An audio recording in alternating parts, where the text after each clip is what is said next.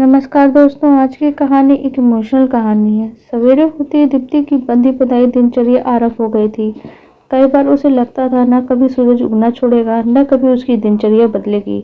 वही फ्रेश होकर पति और बेटे का पहले नाश्ता, फिर टिफिन तैयार करना, बीच में माँ जी को बैठा के चाय पकड़ाना और खुद की ठंडी हो चुकी चाय को एक घूंट में गले से नीचे उतार के सवेरे की चाय की खाना पूर्ति करना। इन सब में एक सेकंड भी इधर उधर होना मतलब स्कूल या ऑफिस में से किसी एक को देरी होना। दीप्ति ने तवा चढ़ाया ही था पराठा सेकने के लिए कि माँ जी की घंटी बज गई। माँ दीप्ति का टिफिन तैयार कर रही है, अभी आती है। अजय ने मोबाइल पे नजर गड़ाए हुए भी चिल्ला के जवाब दिया। मोबाइल के नीचे ताजा अखबार भी इसी उम्मीद में खुला पड़ा था कि कोई उस बेचारे पे नजर मार ले।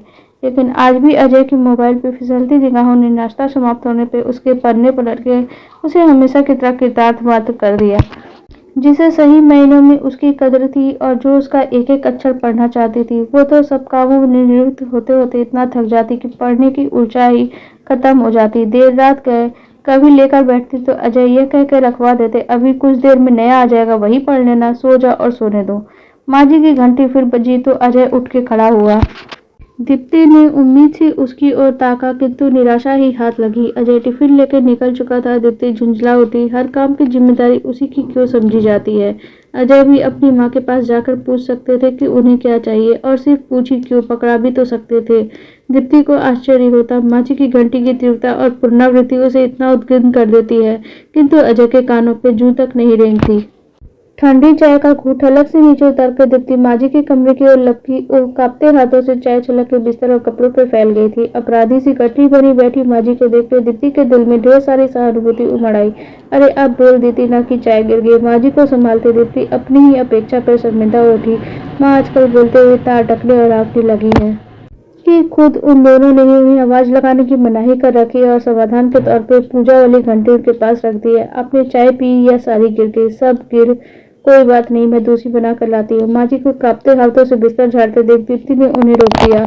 सुनीता आने वाली है, अभी सब कर देगी। पड़ोस से खटर पटर की तेज आवाजें आने लगी तो दीप्ति ने दोनों कानों पे हाथ धर दिए। उफ, एक तो इस रिनोवेशन के बारे नाक में दम है, जाने कब खत्म होगा। बड़बड़ाती दीप्ति रसोई में जाकर चाय बनाने लगी। तब तक सुनीता आ गई। उसे देखकर दीप्ति के चेहरे पर सुकून बिखर आया।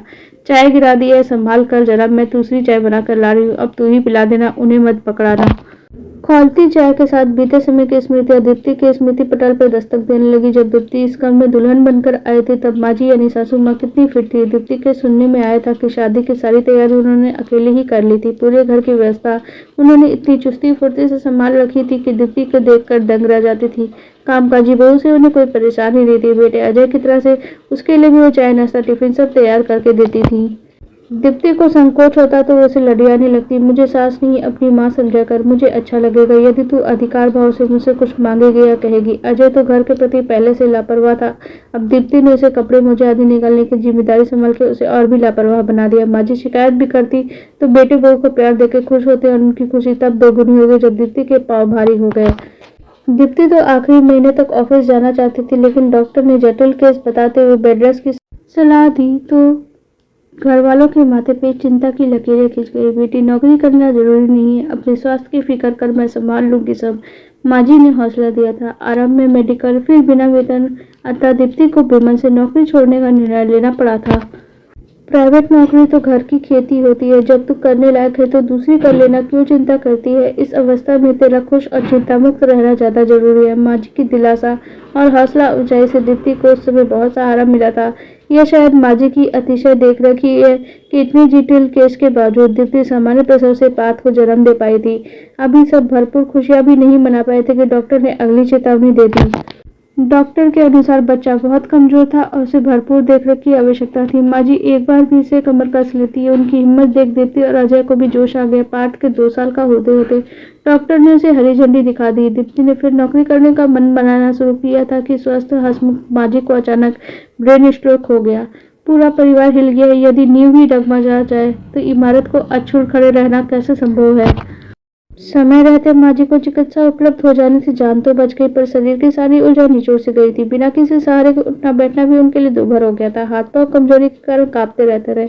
मुंह से कोई शब्द निकालने से इतना प्रयास करना पड़ता कि शरीर पस्त हो जाता। इसके बाद टूटे फूटे शब्दों को जोड़कर समझाने वाले सामने को भारी मुशक्कत करना पड़ता।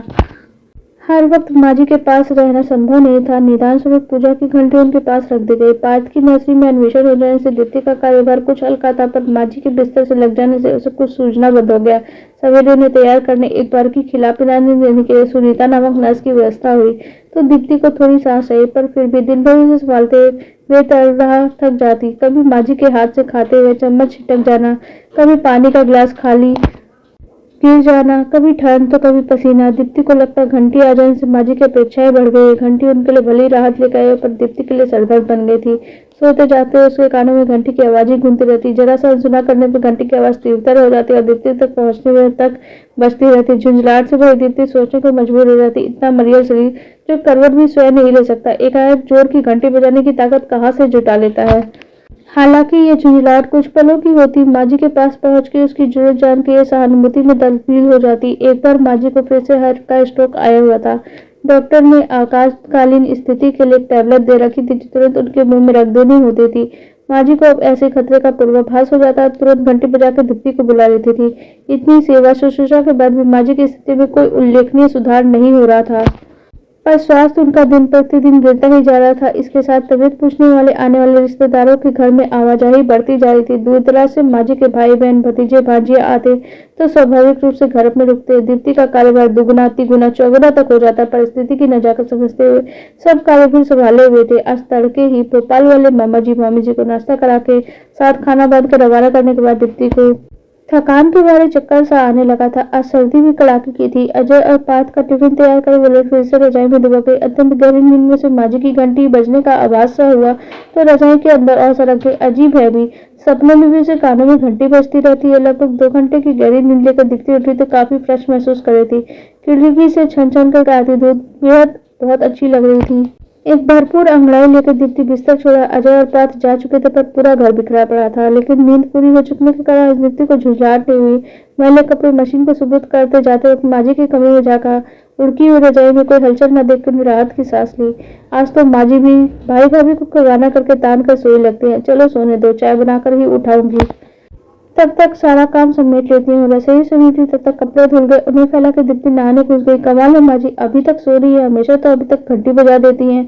चाय चढ़ाती दीप्ति ने सोचा अब तो सुनीता भी आने वाली है, चलो उसी को के लिए बना देती हूँ। दीप्ति ने चाय में पानी डाला था कि सुनीता आ गई। तुम्हें याद कर रही थी, फटाफट माँ जी को तैयार कर दो, तब तक चाय तैयार की हुई जाती है। दरवाजा बंद करके दीप्ति प्लेट तक रस्क निकाल ही रही थी। सुनीता की हड़बड़ाहट भरी पुकार उसे चौंका देती है। सुनीता ने नींद में ही माँ जी के गुजर जाने की सूचना दी तो दीप्ति स्तब्ध रह गई।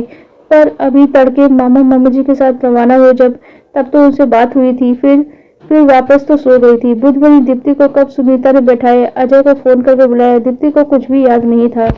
सारे रिश्तेदार एकत्रित हुए। दाह संस्कार हुआ। दीप्ति कठपुतली की तरह रिश्तेदारों के निर्देशानुसार सब करती रही। रिश्तेदार उसे ढांढस बजाते, तुमने तो बहुत सेवा की उनकी, तुम्हारी वजह से इतने दिन और जी ली, वरना तो शरीर में शेष क्या ही रह गया था।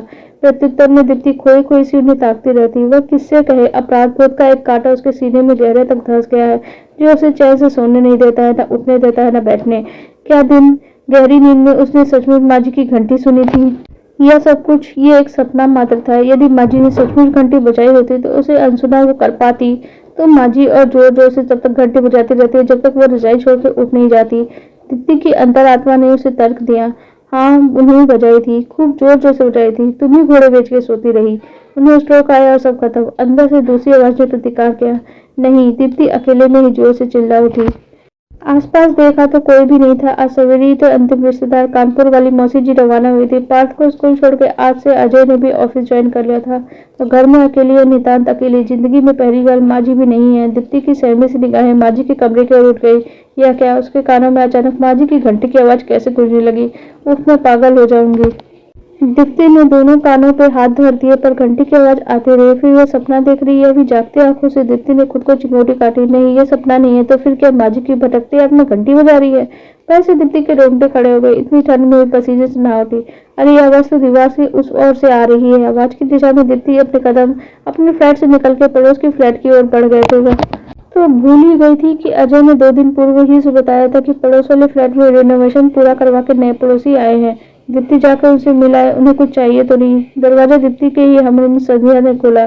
दीप्ति के परिचय देने पर वह ससम्मान अंदर ले गई। संवेदना व्यक्त करने आना तो हमें था, पर घेर व्यवस्थित करने में इतना उलझे रहे। दीप्ति का ध्यान अंदर से आती घंटी की आवाज पे लगा। देख, वो बोली थी, मेरी सास है, पूजा कर रही है। वो माजी की ही उम्र, कदकाठी की महिला धूप लेकर बाहर आई तो दीप्ति ने धूप लेकर उनके चरण स्पर्श किए तो संध्या ने दीप्ति का परिचय दिया। तो वो कब से संध्या को आपके यहाँ चलने के लिए बोल रही हूँ, पर ये बेचारी भी क्या करे, पूरा घर फैला है। बहुत दुख हुआ आपकी माजी का सुनकर। सुना है बहुत प्यार था आप दोनों में। मैं आपका दर्द समझ सकती हूँ, दुखी मत होइए। बड़े बुजुर्ग चाहे साथ रहें या दूर रहें या बहुत दूर चले जाएं, उनका आशीर्वाद अपने बच्चों पर हमेशा बना रहता है। वो भी बिना किसी गिले शिकवे के। दीप्ति अलपक उन्हें देखे जा रही थी। उसे लग रहा था माजी ही उसे अपराध बोध से उबारने के लिए सामने आके खड़ी हो गई। उनकी आंखें डबडबाई। संध्या के साथ शायद दीप्ति की मनस्थिति भाग गई थी। उन्होंने अपना वरदहस्त दीप्ति के सर पर रखते हुए उसे अपने पास खींच लिया। तुम मुझ में उनका प्रतिरूप देख सकती हो बेटी। दीप्ति खुद को रोक नहीं पाई, उनके गले लग के फुट फुट कर रोने लगी। बहते आंसुओं के साथ मन में आया घर कर गया अपराध बोध भी बहता चला गया। आप लोगों को हमारी ये कहानी कैसी लगी कमेंट सेक्शन में जरूर बताइएगा। साथ में वीडियो को लाइक कर दीजिएगा और चैनल को भी सब्सक्राइब कर लीजिएगा। धन्यवाद।